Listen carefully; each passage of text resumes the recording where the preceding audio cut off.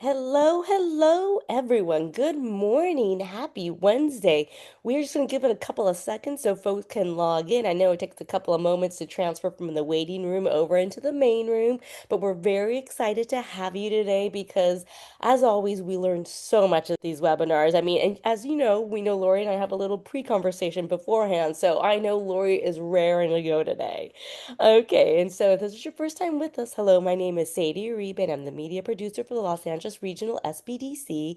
The SBDC is a national program with over 1,000 locations across the country, helping to stimulate economic growth through business advising and development.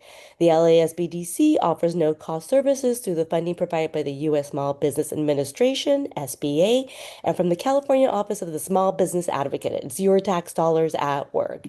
The Los Angeles Regional SBDC network operates 7 service locations throughout Los Angeles, Santa Barbara, and Ventura counties. Our services are also offered virtually.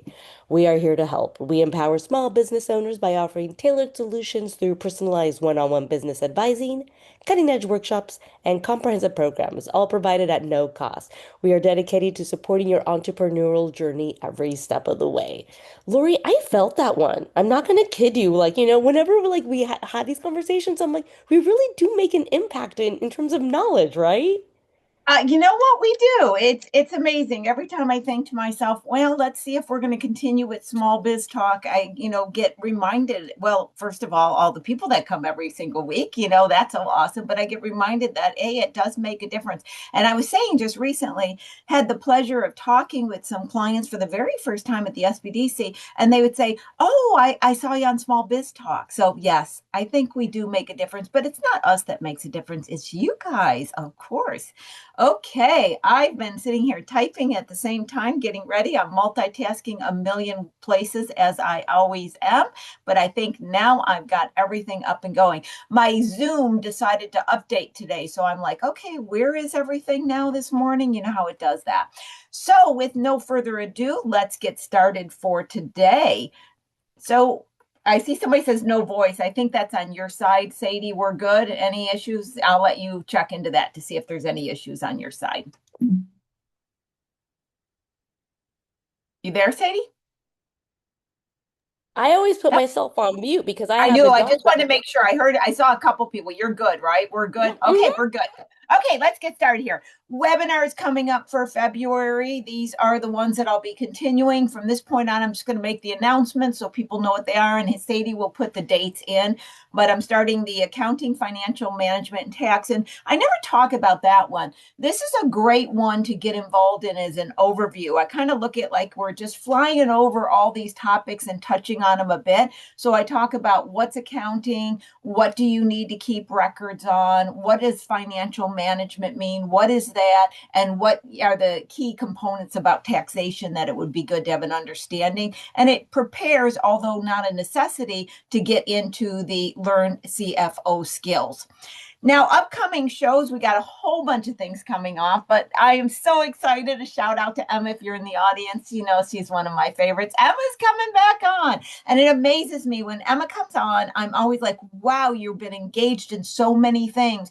Emma has become really the entrepreneur extravagante. It's like she went from being, I'm just a physical therapist, to being really a mover and shaker, as we would say in my old fashioned terms. And she's always engaged in something, learned something, or has some new skill or technology that she can share with the audience. And we're going to talk a lot about marketing and social media on this specific one. I really want to touch base on that because she's always out there knowing some really cool things. Adam, I had on before as well, and his claim to fame is wooing early stage investors, customers, and partners. And he really talks about getting the messaging correct. And I think that's so important. It's never been a dead topic. We used to talk about it a lot with the elevator speech, and I find that it really is still something to invest adequate time because so many people, meaning the entrepreneurs themselves, they don't know how to properly communicate to a customer, a partner, whatever it may be, what they do. And so I want to also find out from Adam, who is an advisor at the SBDC and also in a lot of groups and associations. What does he see going on out there? What companies are working? What companies are the up and coming new ones? I just want to get a pulse of what's happening out in the world from him. So it'll be another one of those really fun, cool conversations. Okay, Lori's Corner. And I forget who it is. It may be Chris in the chat always says that Lori's rant, and it's so true. So Lori's rant is coming up. You ready? I got one today. Understanding what you really need. And here's where I'm talking about like my favorite word that is my newfound favorite word, and it's discernment. And guys, you've heard me talk about discernment before. And what it is, I may be not using the proper English definition, but I'll tell you, Lori, the word discernment to me, discernment is really an active positioning on any topic whatsoever, across all platforms, where you're asking intelligent internal questions to identify not only what the truth of the situation is, but how it applies to your specific situation. And I think that discernment, although, like I said, my definition may be a little bit more off from, it's how I apply the word discernment. Discernment is at an all-time high of necessity. I think before I would use the word or the words strategic thinking more, thinking strategically. But I feel as though because of, and I'm appreciating it. When I say the internet and social media and all this, I'm not being on the negative side. I appreciate all it's brought to us. But at the same level, I think it's brought a requirement for discernment that goes beyond just strategic thinking, because you have to really look into everything to find out not only is it true, but is it true and beneficial to you. Now, this beneficial to you part is what I'd like to focus on in Lori's Corner rant today. In the olden days, as we learned about being a salesperson, or we even looked at product literature, we would see things such as features and benefits, and we got told this is a feature, this is what it does, and this is the benefit, and people buy benefits. When I was thinking about today's talk, I was thinking about features versus benefits. And what has happened now is that a lot of times what I see is the aspect of a product, a service, a situation that is being expressed as the important, the benefit, the catch, the thing that makes it great, may not necessarily be as important as the individual or company that is portraying it to be. And in actuality, it's a cover up in some ways, not necessarily they're trying to cover up, but kind of is a cover up to what really matters. I'm going to give you 3 examples now, because I always tell you something. I give you this weird philosophical thought. I tie it into something actual, and then I leave you or hope to leave you with a way of thinking that you'll utilize in your experiences. So I'm going to take something like QuickBooks. Okay. Now, it's not I'm against QuickBooks. I'm not against QuickBooks, but I'm speaking of the marketing. So QuickBooks will say things like, well, they'll dazzle you with a phone app, snap a receipt, boom, you're done. But wait a minute, hold on. Accounting is not simpler because you're tiny. Just because you're a small company doesn't make accounting simpler. The same rules that you have to abide by for accounting and tax, etc., are the same rules that big companies have to abide by, in many ways, right? So what they're doing is they're selling the unknown user on something they can relate to. Oh, I can take a picture of my receipt. It's so simple. I can get my head around that.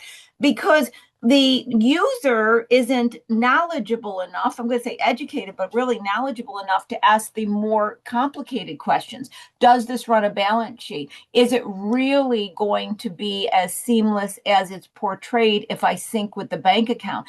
Do I have to have some accounting knowledge to make sure it's correct? These are the kind of questions that the more educated person like myself would ask, but QuickBooks isn't selling to me. They're selling to the entrepreneur that does not have that knowledge. Now, not recently, I just maybe been looking at it more recently. I've seen this happening for some time. There is all these different, we call them non-banks. As a banker, we call them non-banks. So they're not your traditional depositor banks. They're maybe financial institutions, maybe some of them are banks, but they come up online and they say, we offer online banking, we work with small companies, we offer business consulting. Small companies have their own unique need. And of course, then a small company is like, oh my God, this is me. I need a small business, bank that understands me. Now, I'm not saying all these ads are incorrect, but you really have to look into them because some of them are not going to be offering you the kind of things you really need. Once again, it's pretty standard. It hasn't changed. Do you have the ability to make transfers? Do you have the ability to access your money? What kind of options do you have with credit? These are some of the standard questions to ask, and some of these may not offer them. If you have international, what are your options for, getting any kinds of letter of credits or anything for transferring internationally? And if it's a international online bank, do you really have the representation that you need? So once again, discernment to ask more fundamental questions. And I will end it with just saying, don't get me started on merchant cash advances, okay? Those sneaky little pay loans, the automatic deductions sound really easy, but they jack up the cost, sky high interest, draining your cash flow fast. So all I'm saying in Lori's Corner today is question the gimmicks, demand the essentials that actually grow your business. Hey, Sadie, can you capture that one? Because those are my words of wisdom in Lori's Corner. Question the gimmicks. Demand the essentials that actually grow your business. That is Lori's Corner for today. With no further ado, I am so excited to introduce my guest, my second appearance guest, Nadine. How are you this morning, Nadine? Hi, I'm so good. Yeah, I'm really excited. Thank Well, you for the welcome. introduction. And everybody want to let you know that Nadine's traveling, and even in the midst of all her travels, she's here on the show. So thank you so much for doing that. I great Of appreciate it.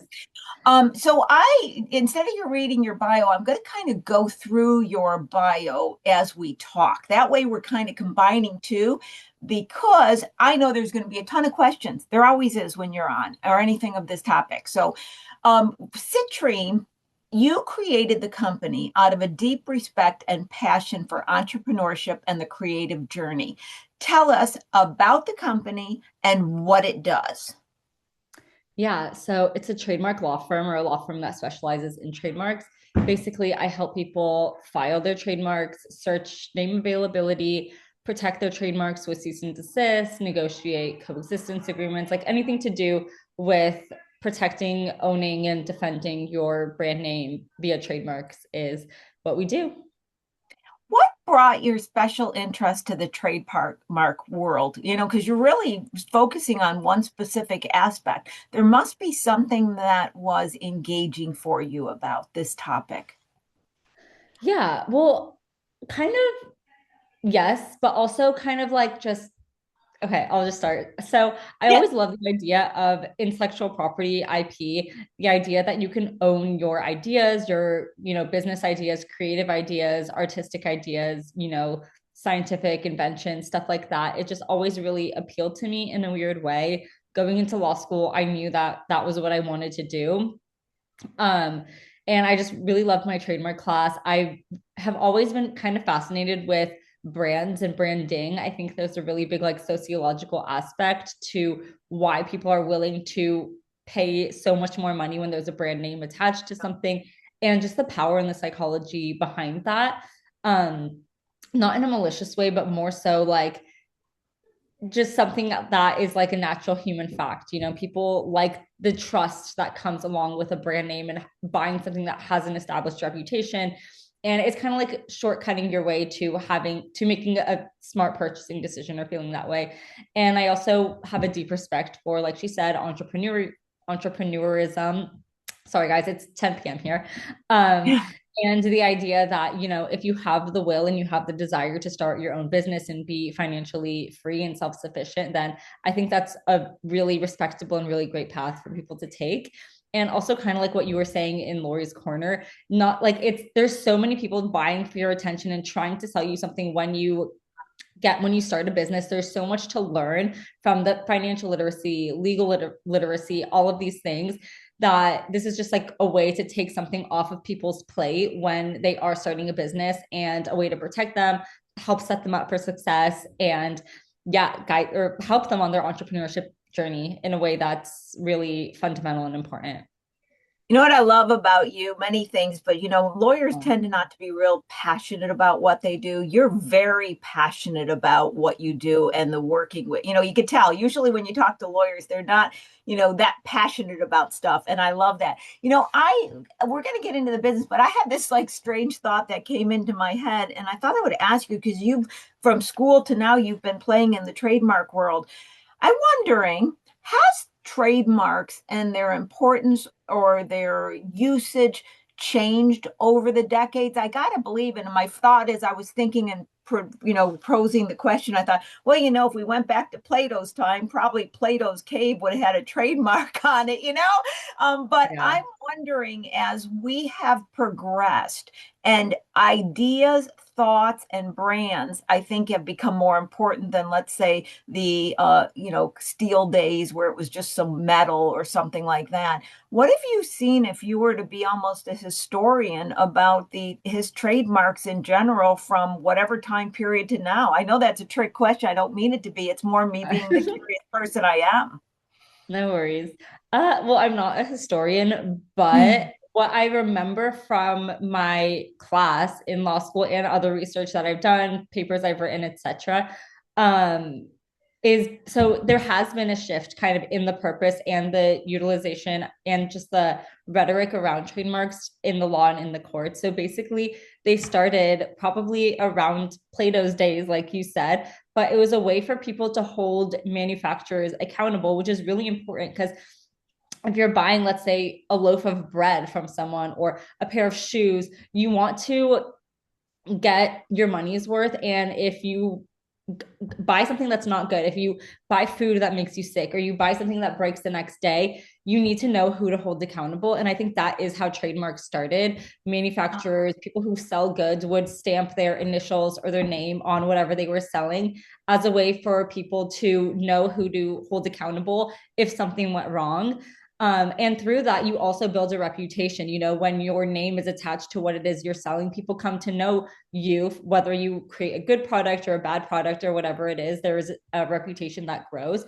So for the longest time until today, the purpose of trademarks is, I would say, first and foremost, to protect the consumers and customers so that they know what they're getting, they can rely on it, which is why, like I kind of mentioned earlier, like when you buy something from a brand as opposed to the generic version, like there is a level of trust that you're going to get the quality that you are expecting, which is why a lot of people say that when they travel, they like to eat McDonald's, they like to eat fast food, because it's kind of an assurance that like you're not going to get sick, like you know what you're getting, kind of a thing. So yeah, it was a way to protect consumers, and still is a way to protect consumers so that they can always be sure that they're getting reliable quality. And if not, they know who they can hold reliable. I think.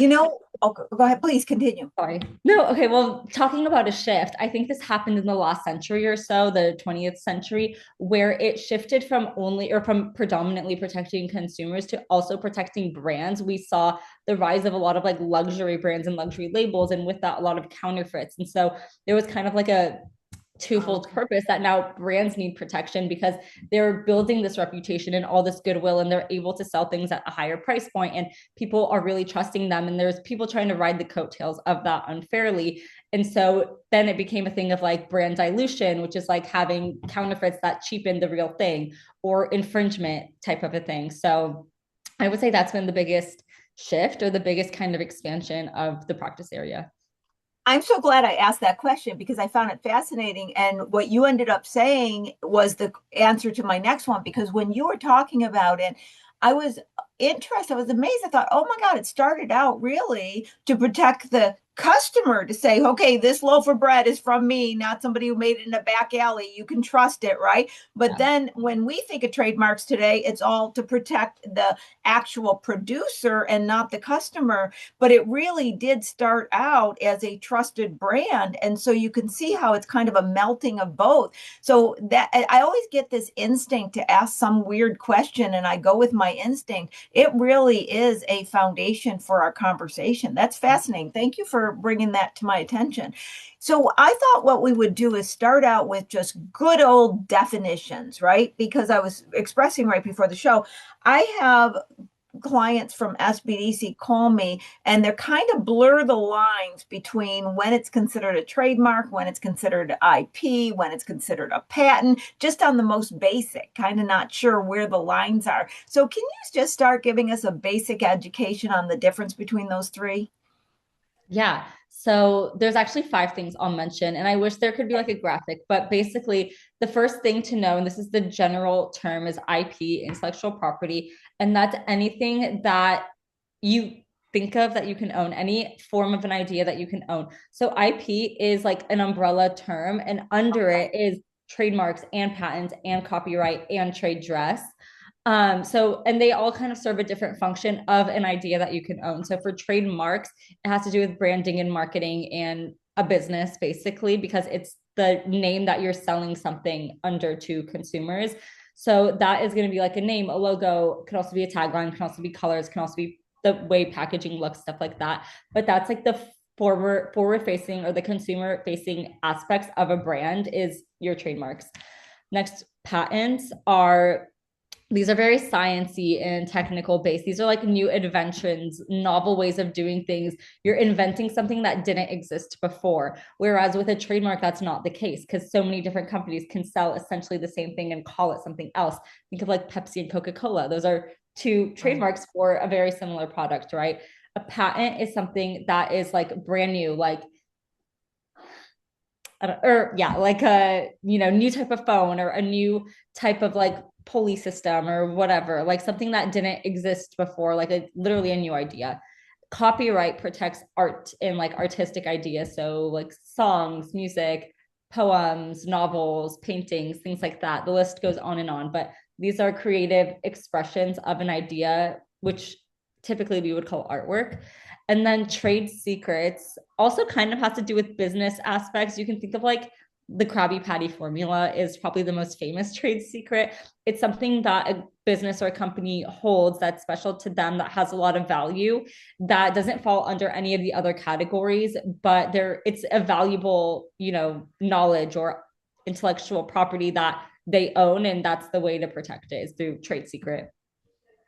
Perfect, perfect. Okay, I'm going to go in kind of, many different orders here, but just as a general statement, then we'll delve it into it later. And we talked a bit about the show before the show about this, is that I think one of the confusion that I see amongst especially the just starting out entrepreneurs, haven't really fully launched or just launched, is a belief that they need to get whatever, whether it's a trademark, a patent, or whatever, right away. And trying to have discernment, if I can play in the discernment, of when it makes sense to go forward with putting in scarce resources, dollars for Mm-hmm. marketing or whatever, and what maybe would be a time frame. And please take it in any direction on any of these Okay. topics. I don't want to stream it into something. You just give us an overview, but this is for the Mhm. general small business person who, I'll add, went on social media and learned, I got to have this right away or someone's going to steal something. Yeah. That's what we're responding to, is that Okay. question, that emotion. Okay. So I'm not a patent attorney, but one thing I know that I want to get out of the way is of all of the types of intellectual property I mentioned, patents are the one that have most of like a kind of a ticking timer until when you do, there there is the most of an actual like regimented timeliness aspect. So like I said, a patent is like a novel idea, a novel design that serves a function, something like that. And if so, after you make your invention or your product or whatever it is public, you do actually have a time that runs that goes for 1 year. So if you make it public, let's say you post it or you start selling it and it's essentially made public, it's not just you or your team or your investors anymore. It is a product that people know about. You have 1 year to file a patent until you essentially can't anymore because it's just been out there for too long. So I would say if you do have something that is like a new invention or some like a novel system or idea that and you're thinking about a patent, just have that in mind that if you announce it, launch it, present it, sell it, you have a year to actually do that. With the other things that doesn't exist. And yeah, I tend to agree with Lori that it shouldn't stall you from getting the ball rolling, and it shouldn't stall you from, trying to make sales, posting, wanting to go viral just because you don't have a trademark. I think the trademark means nothing if the business isn't profitable and isn't valuable necessarily. And I'm not saying that, I mean, a lot of times, and I preach this all the time, a lot of times the best thing to do is to get a trademark before you launch and before you do that, because it gives you the optimal protection of knowing that the name is available when you launch, so you don't have to rebrand later. That's really important and really valuable. Or, and I'll talk about this later, like nobody's stealing the name before you get a chance to trademark. But in the case that Lori's talking about, or how she explains it to me earlier, is like people who literally have no funds and aren't really able to do anything. They feel paralyzed in their business because they don't have a trademark or they don't have an LLC, but they're also not generating any money and they're not able to do anything. I think if you're very strapped for cash, then the trademark shouldn't be your number one priority to the point where you're not doing anything else, because for a business to succeed, it needs revenue. That's just the fact. If you do have the money or the expendable income, if you can't afford it, I do highly recommend you seeking a trademark before launch. That's always the best time. And that's always what I recommend. But yeah, in this case where it almost becomes a form of like procrastination or paralysis, don't let it stop you, because a trademark exists for your protection and for the consumer's protection, but you want it to protect yourself and to make sure that A, the name's not going to get stolen, and B, you're not going to have to rebrand. But it's not like filing your taxes where you'll be in trouble if you don't file your taxes or if you don't get a trademark before you start selling. You don't need it by law or anything like that. You are allowed to sell your product without a trademark.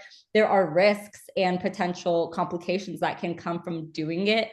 But if it's between having like a standstill in your business where you're not making any money because you are afraid to do anything without a trademark, then that shouldn't stop you. You can still sell products. You can and should still run your business, and then prioritize the trademark, but would it make sense financially? Yeah, it seems to me from my, just arm's length on looking at things through, especially a lot of clients through the SBDC, I don't recall in my numerous decades of being in business, the small business entrepreneur being so caught up with trademarks in the past like they are now. You thought of trademarks as companies that you at least had enough exposure to. I think what has changed a bit is that social media, the internet, gives people the feeling that the name's going to be everywhere immediately. So even before doing anything, it has to be captured. But I love what you said. I wrote it down.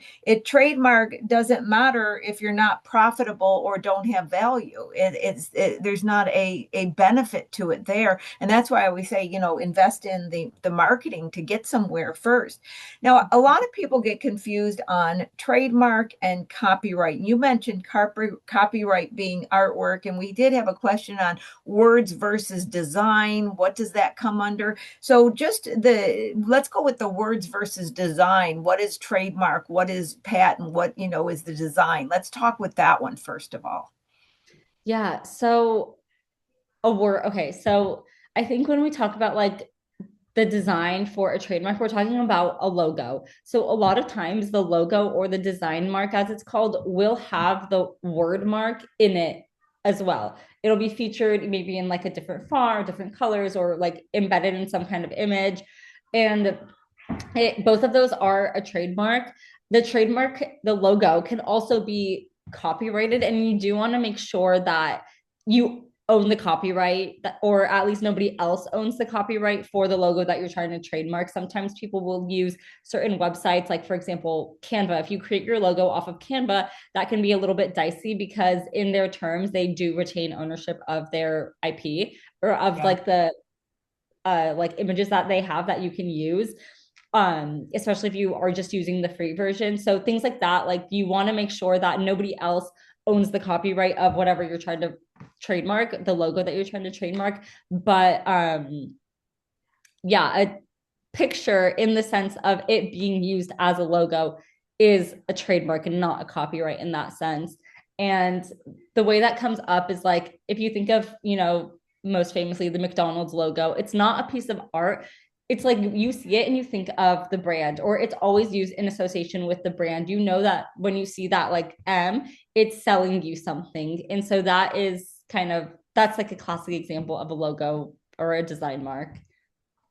I think something that you brought up that I wrote down immediately that a lot of people don't realize, I was aware of this and I'm sure there's others, but like the free use of Canva means that you're not owning the design you created. And I don't know if everybody in our audience even has an awareness when they go online and use some of these free things and some of the paid things that you really have to look into this before you use some of those services. It really ties in. I love that you brought that up, Nadine, because it ties into what I'm saying about discernment. You know, a lot of, I'll say those younger than me, which is basically everybody, right? But they got so used to being able to go online for free, they don't necessarily do what I do automatically. And that is when I see something for free is how are they getting paid? Do I like how they're getting paid? Is it going to infringe upon my desires, privacy, or what have you?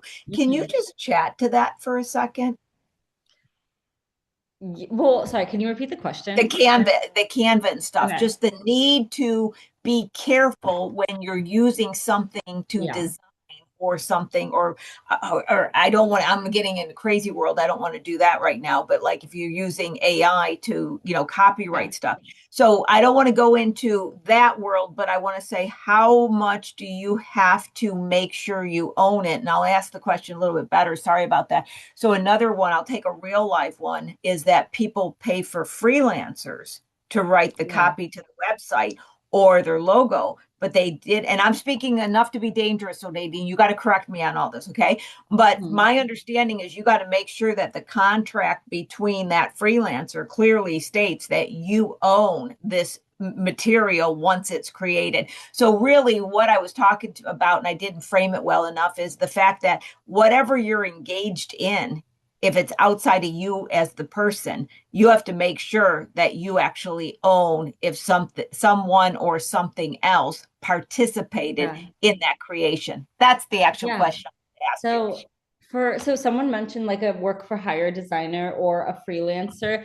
And again, it's kind of late here and I'm speaking from memory, but I believe you do. I mean, no matter what, you want to just have it in writing. You guys are going to have some kind of contract or some kind of written agreement anyway. So just mention in there that you want to own the rights or the copyright to whatever they're designing for you. And usually it shouldn't be a problem. Sometimes they want to use it for a portfolio and you can decide if that's okay with you or not.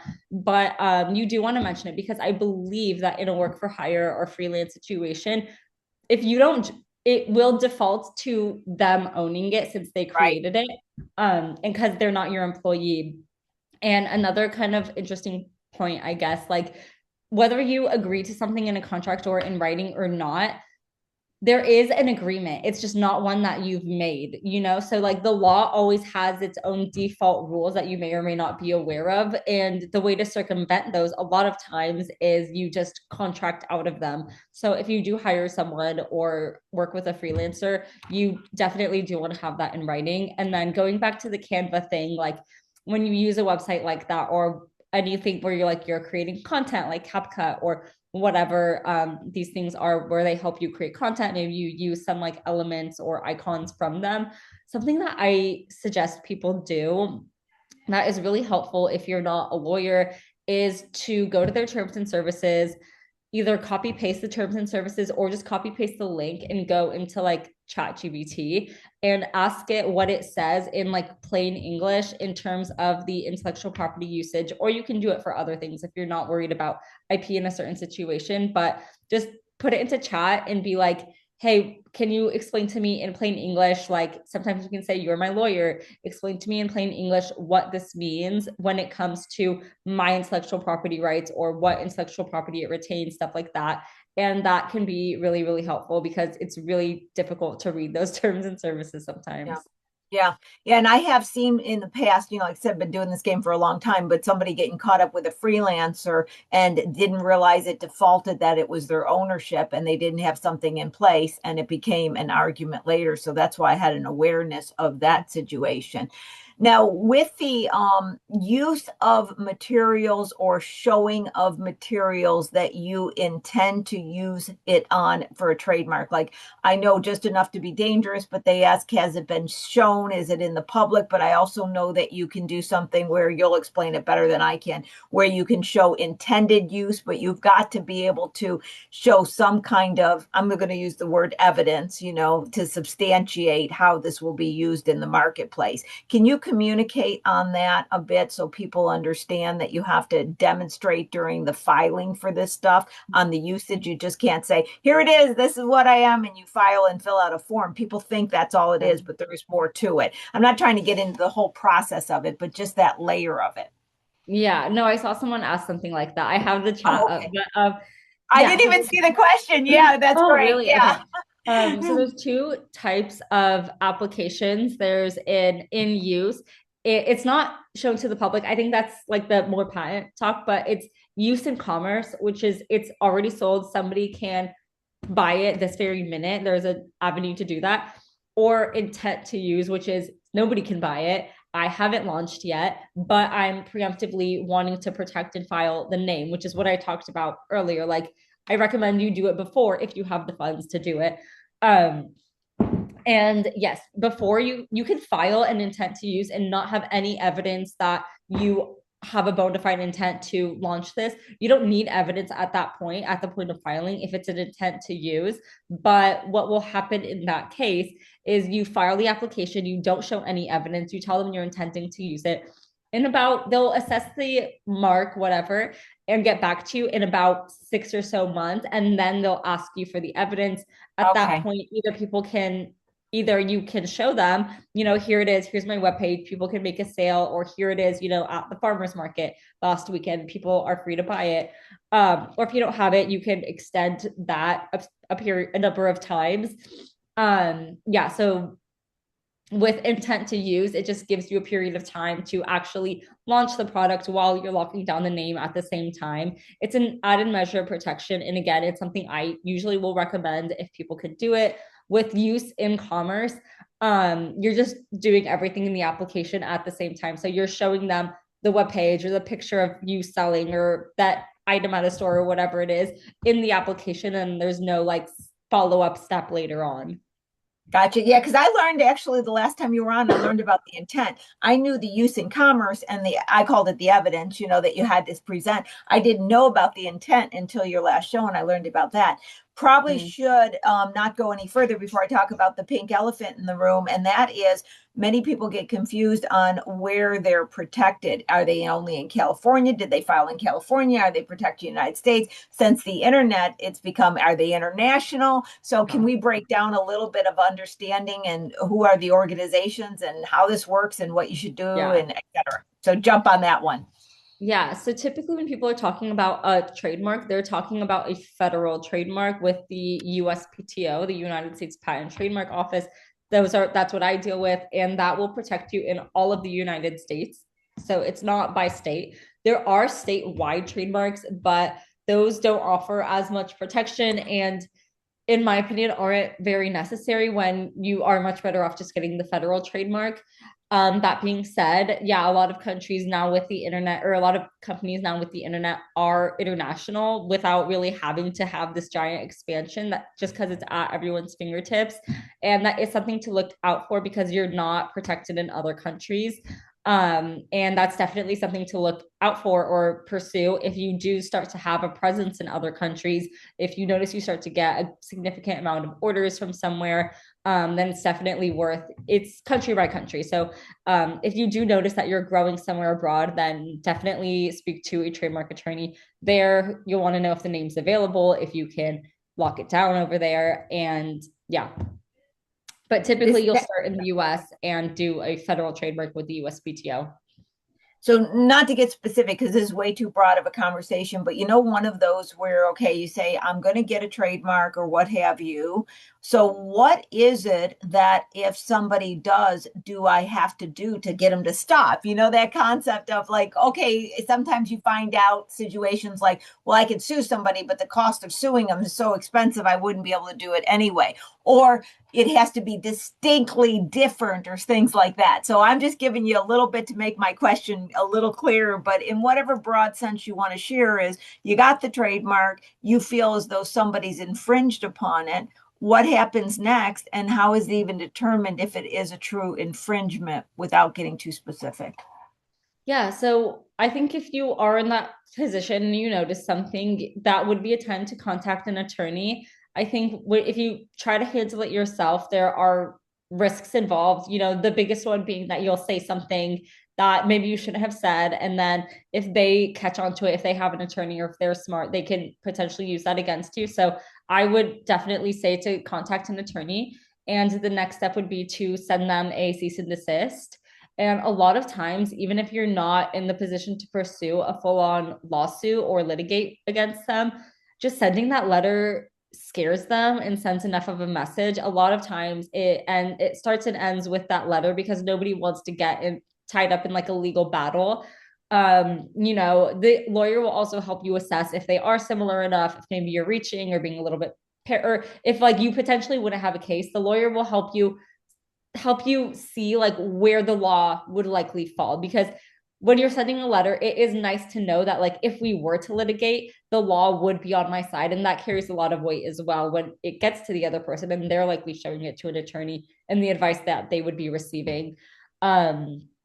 Yeah, and then of course the other person has a few options. They could either stop using the name or stop using the logo or packaging or whatever it is, or they can try to argue and say, I don't think they're that similar and I disagree. And I think that there's space for both of us to exist and people aren't going to get confused. And from there, it opens a conversation. Maybe you can draft or negotiate something called like a consent or a coexistence agreement with them, where maybe you mutually agree that you're going to have certain limitations and parameters that you're not going to encroach. Maybe they're not going to sell items that are a little more similar to yours. Maybe you're not going to, go into their geographic region, something like that you both agree on.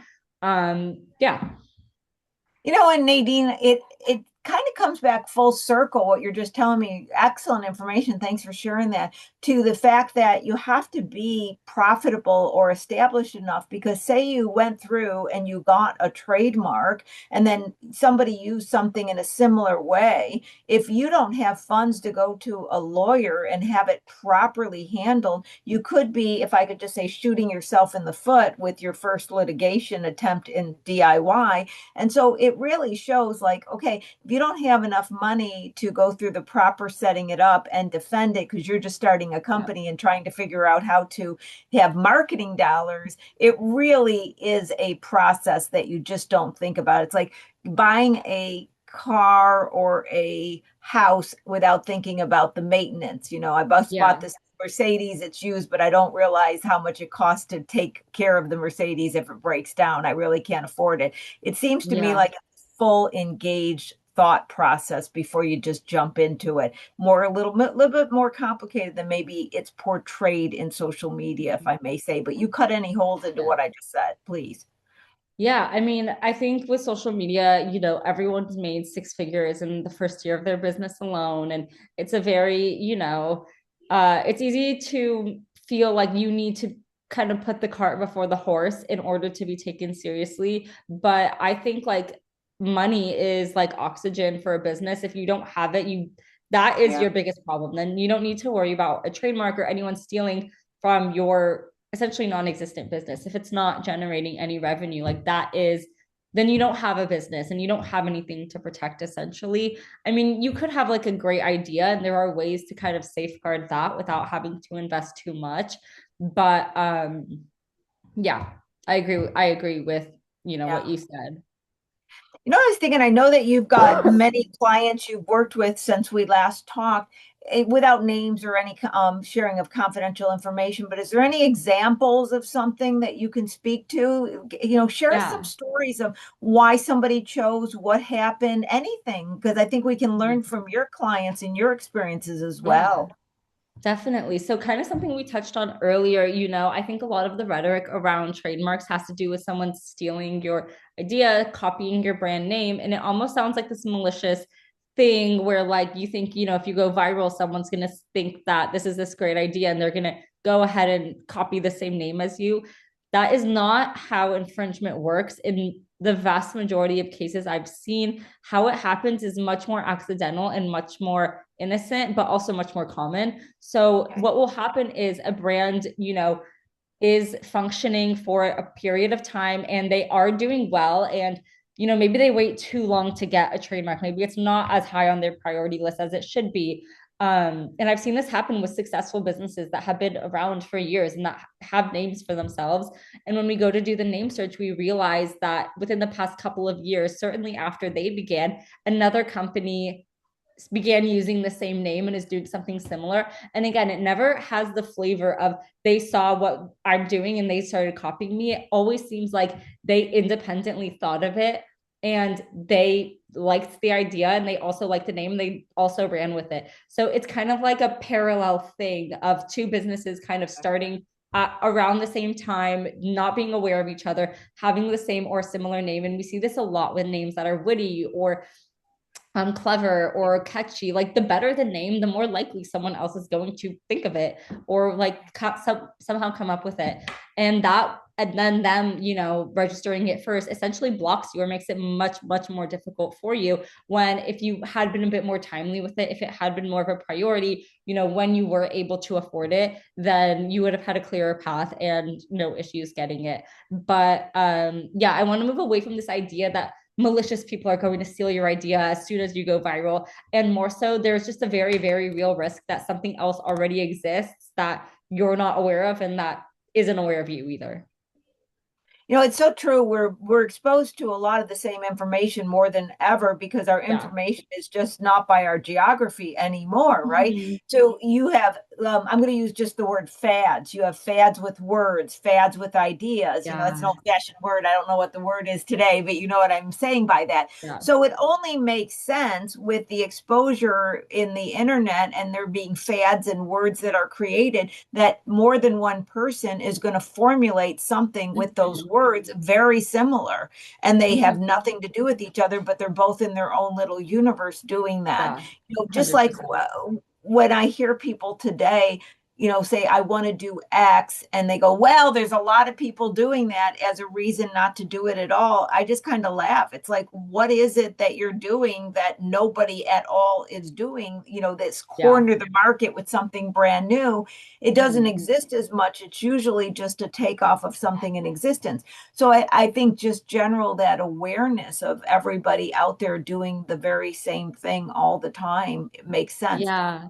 And I think like with trademarks, which is so tied into marketing and branding, like, 10 people could do the exact same thing, but they're all talking to and relating to a different segment of the market. Like I have so many people, like surely I'm not the only person who's filing trademarks, but I have so many people who want to work with me because maybe I fit their demographic. I'm like a young woman, as opposed to going to a big law firm where everyone's very, buttoned up and stuff. And yeah, I feel like I present like a very welcoming kind of environment and what have you. But basically, that is just to say 10 different people can offer virtually the same product, but you'll all be talking to 10 different segments of the market. You'll all appeal to people for your own reason, and people want to work with people who they relate to and who they see themselves in. And so it's okay if you're not doing something completely novel. That's not what trademarks is about. It's what patents is about. Yeah, But yeah. exactly. Now, I also know that you've always had a passion and you work a lot with artists and creatives.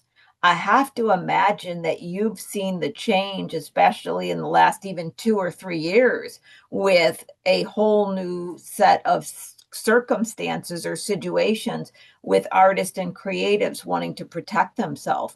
So, just as an interesting pulse of what you're seeing in your world, anywhere you want to go, what are you noticing today in that industry and regarding protection? Um, I'm not sure exactly like what I don't know. If you have like something in mind, then feel free to Yeah, let I me just know. hear a But lot yeah, of people commenting and talking a lot about creatives not being able to protect their work anymore and the internet and AI stealing it and the need to mm, protect it more. And I just hear a lot from a lot of my clients that are creative. They make a statement and they're hearing it out there. I don't know the validity of it. That's why I didn't want to spoon feed anything specific, but there seems to be from the clients that I hear that have a creative or artist aspect to their business, they are uber afraid more than ever. And that's mm. what I'm experiencing. So I'm wondering if you're experiencing with your level of clients, if it is a real threat, and is there as much you can do to protect yourself today? Because I just hear the gossip and rumors, if you will. Yeah. I feel like we're encroaching on like AI and copyright, which we Yeah, and I promised don't want we to do weren't too going to bring much on up. that. I don't. Kidding. But just But the fact that you've worked with the same clients for how long, are their requests yeah. the same? Is it the same? Is it nothing's changed? There's same issues, same questions, same reasoning, or has it changed? That's really all I'm trying to do. Yeah, I mean, I think because like I mostly register and work with brand names and not so much like I think people are definitely more afraid, especially artists and creatives are more afraid than ever that their work that's put online will be used to train AI. I think again, this is kind of where it comes into like search the terms and conditions of whatever platform or software you're using and seeing how they are using and how they're able to, use and retain the things that you make using whatever it is, or yeah, if they're using it to train models or if they are able to use it in their marketing even and stuff like that. But I think in terms of like trademarks and in terms of what I do, I it hasn't changed the work of what I do. It might change like ideas that people or questions that people are asking me, but it doesn't actually change my work. Sometimes people will ask me things like what you mentioned, how to better protect themselves with their work being online and stuff, but that isn't really what I do. And I try not to advise too much on it other than just saying what I said, like every platform, every software that you're using, just understand, what they intend to do, what their rights are, what rights they're claiming.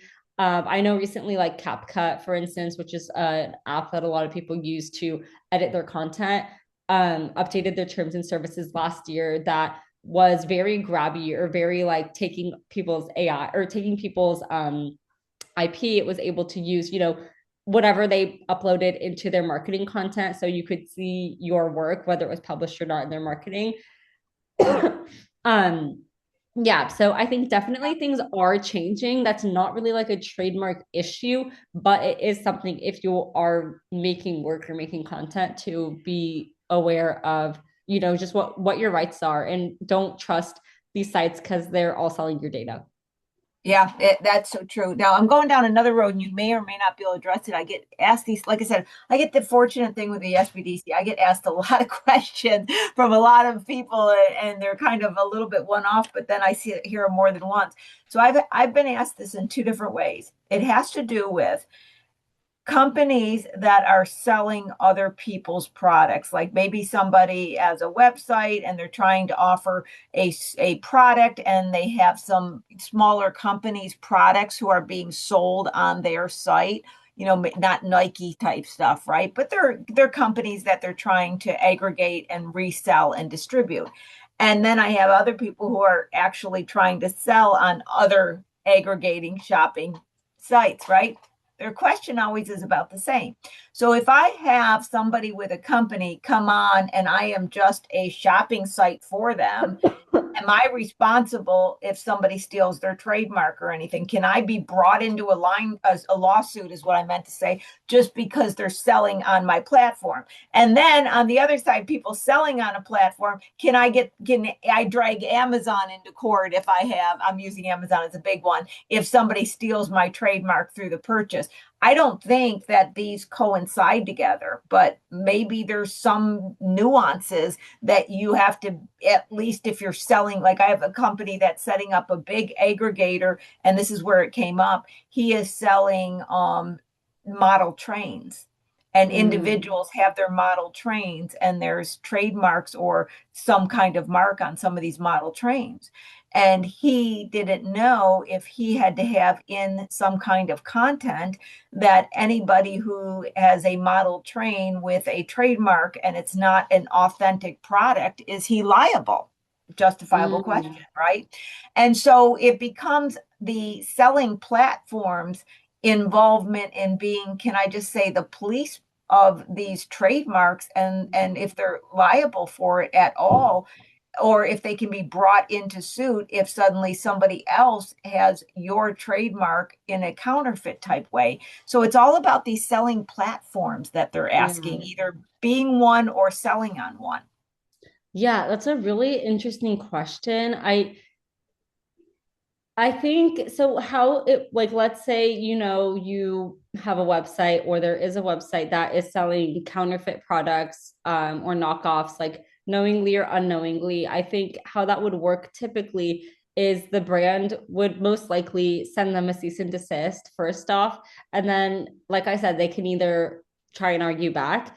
They can just stop. If they stop, the issue will likely stop. It's, if they try to keep going or brush it off or ignore it, then yeah, they can, get dragged into litigation, because at that point they're doing it knowingly and you Gotcha. have good evidence to show that they know. Whereas if you are just reselling things, or a website is reselling things that happen to be counterfeits, I don't think, you're going to get served with papers without any kind of notice or any kind of, yeah, like prior conversation.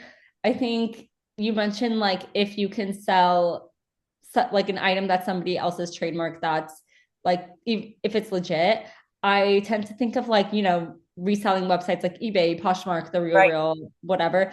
And yeah, you can, if you, legitimately own something, you have the right to sell it. Yeah, no, that's definitely not a problem. I didn't think so because, it's more like a retail. Just because you got a retail outlet, you can't be the police of things. And I've had so many people come up with the questions, and usually when they do, it's something was on YouTube or something trying to say people to beware of it. And I just thought, well, I don't think there's any specifics to it. We got a couple minutes left. Any last kind of words of wisdom you'd like to give to the audience on any topic about this? I think, yeah. So let me say this. I think there is a step between, that is a very, like, wise step to take, between like doing nothing and fully filing your trademark.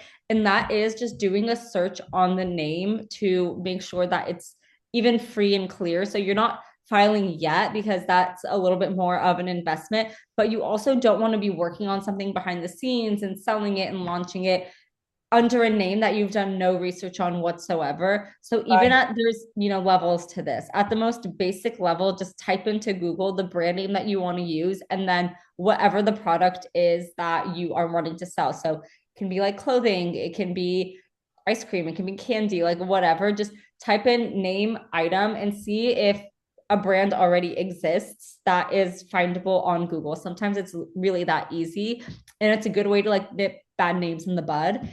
The second best way for you to do that on your own would be to go into the USPTO search database. You can Google USPTO search. It's like the first one that comes up.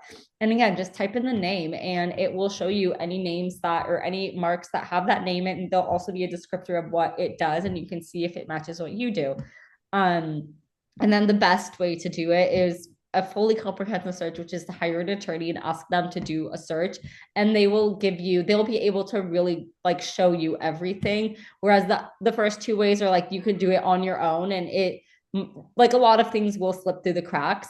But a lot of people, don't even do that. And at the very, very minimum, you should do that and at least try and do your own research to see if the name you're taking is taken. Um, and yeah, if you can hire an attorney to do it, do it. But I think that's a really good step if you're not wanting to fully file, but you are wanting to get the ball rolling. Just make sure that, you're using a name that is available.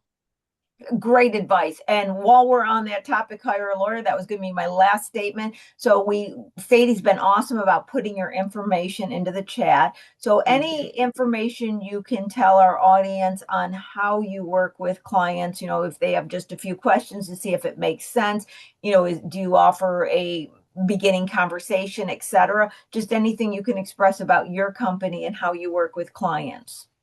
Yeah. So usually, people will either set up a consultation or sometimes fill out a form on my website or email me, and then from there they can set up a consultation. It's $100, and if you retain any of my services, that's deducted from it. But yeah, through the consultation, we'll talk about your name, what you're wanting to do, and I'll walk you through the trademark.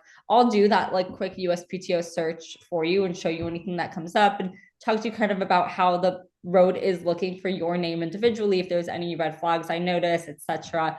And then I do offer a couple of different packages. They're tiered in the pricing and in what they offer. If you go to my website, which is in the chat, and go to services, you can see those. I try to make it as like comprehensive as possible, but also like easy to understand. Yeah, but if you Beautiful, have something beautiful. that's not filing, I like a cease and desist issue or like a coexistence issue. Usually email me or set up a consultation and fill out the form, and we can also talk about that.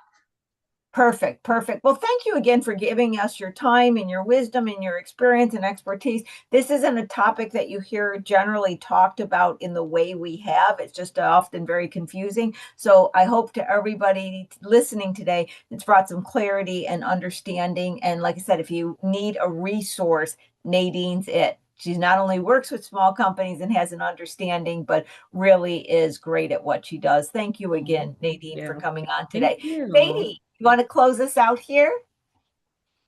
Riveting as always. For me, the eye opener was the Canva. I use that Yeah. almost every single day. I was like, oh my goodness. Yeah. I Yeah, don't know we why all I knew do. that. I did. I guess probably a client, but otherwise I wouldn't have known it. But Oh, and I remember but it being sorry, surprised. just a caveat. Like what I meant is they own, so you don't want to use something you made on Canva as your logo, as your trademark for your company, but if you're using it for content, if you're using like their fonts and stuff, you're fine. But yeah, just don't use their designs to sell your product, if that makes sense. Yeah, No, it totally does. makes sense. Where it's like, just use it, fun, but it's Yeah. like if you're literally basing your business look, like, oh, got it. Thank you, Nadine. Like I Yeah. said, my ears perked up instantaneously as soon as I heard Canva. Yeah, it means that talent, artistic talent, design, the human factor, it still matters. It still matters. Mhm. Can't predict tomorrow, but one of the famous sayings that I actually heard from a CPA that I've adopted in all circumstances, keep the human in the loop. For right now, keep the human in the loop. Thank you again, Nadine. Thank you to everybody for joining Small Biz Talk with your host, Lori Williams. We'll see you next week for another great show. Sadie will be here to make sure all the information stays in the chat. If you want to reach out to Nadine, you want to reach out to me, it's there. Till next week, I'll see everybody then. Bye, everybody. Bye. Thank you. Bye, Lori. Bye, Nadine. All righty, guys. Well, you know the drill. I'm gonna hang out to make sure that everyone gets the information that they need. Sorry if my voice sounds a little congested. I'm dealing, here with the weather being so crazy. My allergies are just going crazy. So I'm just gonna keep my talking to a minimum, but definitely let me know if you need anything. I've been trying to put everything in the chat so you have all the information. I just put in the webinars because those take up a little bit more of a chunk of space there. But let me know if there's something that you don't see in the chat that you need specifically, and then I can drop that down for you. Yes, Brenda, right? Like the weather's been crazy in LA, so you're kind of like, what's today gonna bring? So I am on the Dayquil right now, and I'm gonna blow my nose as soon as I put myself on mute. But let me know if you need anything. But I said amazing session as always, and hopefully we'll see you guys next week. So let me put myself on mute, and you guys just click away, sign up for everything, and have an amazing day, okay?